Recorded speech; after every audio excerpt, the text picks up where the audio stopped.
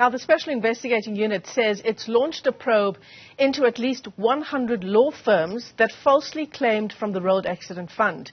These claims amount to around 340 million rand. The SIU says some of the firms have admitted guilt and they've paid back some of the money, but an investigation is still ongoing into other firms. Let's get you the latest on the story. We're joined by the SIU Spokesperson Kaizer Kganyago. It's great to talk to you, sir. Thanks very much indeed for coming on. So it's 340 million rand. What's the time frame that this investigation spans? Yes, the investigation started in 2021, and we are hoping that most of the work that we're doing will be finished by next year, because we're looking at different areas of work that is happening within the RAF. We've got 4 areas that we are looking at, and we're hoping that by June next year, all of them will have been finished. So you started your investigation in 2021, but what I'm asking is, how far back are you looking into the conduct of law firms, insofar as the Road Accident Fund is concerned? Okay, we're looking at the conduct that obviously as far back as we can, because we looked at the proclamation that was issued in 2021 was basically saying, let's look at all the duplicate claims that happened. Therefore, we just go into the system and look at all the duplicate claims that were there, and we look also at the procurement that happened on certain specific items. And then we're looking at fraudulent claims that were done, because this was just the allegation that came our way. Therefore, anything that is within that scope, we'll have to look back at it regardless of when it happened. Right. And insofar as this 340 million rand in fraudulent claims is concerned, is the bulk of that from duplicate claims?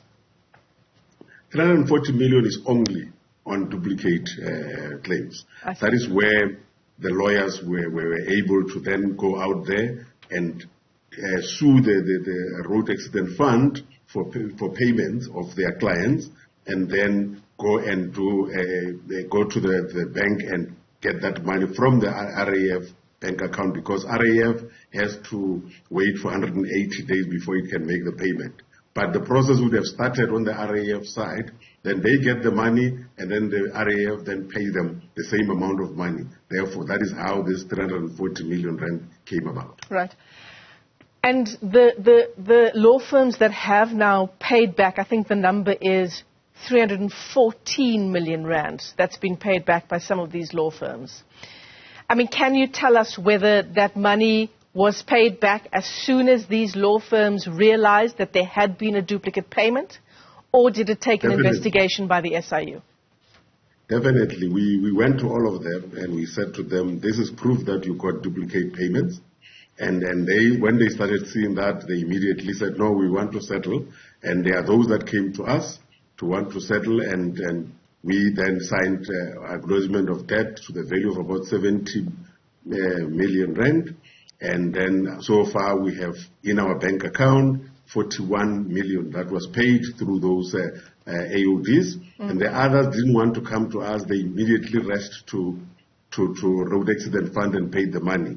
So far, between the money that went into the Road Accident Fund and the one that came to us, out of the 340 million, we have recovered 317 million. Right. 317 million is the correct number, yeah. But what I'm asking you, Kaizer, is did it take the SIU investigation, or did I see on my books as one of these law firms that I've been paid twice, that I've received this money twice, and of my own accord, I've returned the money that was not due to me?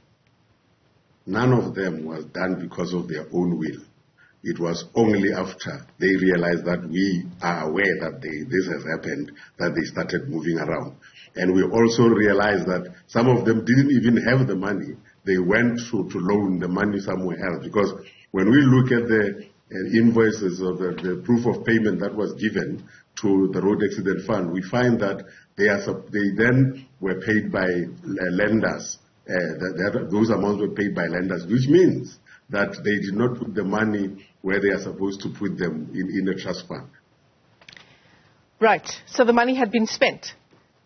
Yes, they had spent the money, they had to go and loan the money so that they pay because they knew that we are onto them.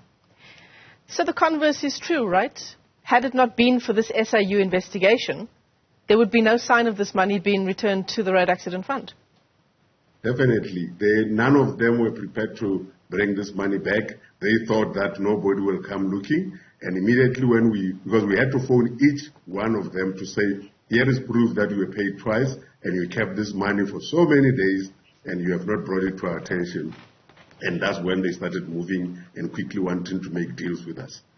Right. So let's get on to the issue of deals being made with the SIU. Surely, just on the basis of what you've just said, Kaizer, it's not good enough that you've now returned the money, that these law firms have now returned the money, only because the SIU came knocking. What will be the course of action, despite the money being returned or not, but what will be the course of action insofar as all of these law firms are concerned? Yes, there are two things that we are doing. The first one is where there is criminality, we have referred already 10 of those law firms to the National Prosecuting Authority.